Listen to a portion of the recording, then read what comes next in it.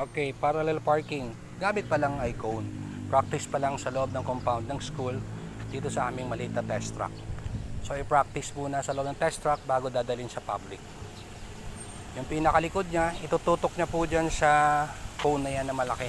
Yung mayroong malaking PVC. Kung sa sasakyan, parang totoong sasakyan yan. Maaaring likod, maaaring harap. Yan, stop. So nakatapat na. Iikutin naman ni Bella all the way to the right para makapasok yung likod natin sa spot. Aabangan yan sa side mirror niya yung pangatlong cone. Yung po yung pangatlong cone. Kung sasakyan po yan, maaaring headlight, maaaring taillight. So clutch control lang ang gamit ni JC. Yun, babalik niya sa straight.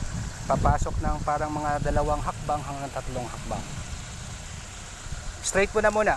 Tapos atras mo muna ng mga 2 hanggang 3 hakbang. Sige lang. Kulang pa sa atras. Straight po na. Alayo yan. Straight. Hindi straight pa nibela natin. Yan ang straight. Sige, straight po muna. Habang umatras. Sige pa. Okay, stop. O, saka mo ikuti papunta ng kaliwa. Abangan mo na, harap likod, lalo na sa likuran kung hindi natin tatamaan yung 3 cone. Kunyari, sasakyan yan. So left and right ang tingin, pwede din sa rear view mirror. Shout out, sir! Kasi hintayin niya mag-balance ng 12 o'clock position. So maigat kayo dapat sa ating clutch kapag tayo ay umatras. Hindi natin kailangan magmadali. Okay.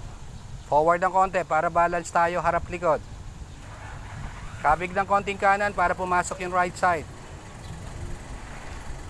Okay, and straight. Stop ulit. Thrust mo ng konti para hindi mahirapan yung mga kasama natin naka-parking.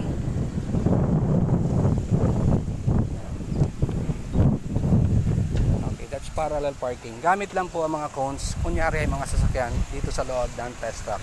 So then for the day, Sir JC. Okay, ito po yung ating parallel parking. Test track only ha, hindi pa po ito sa public.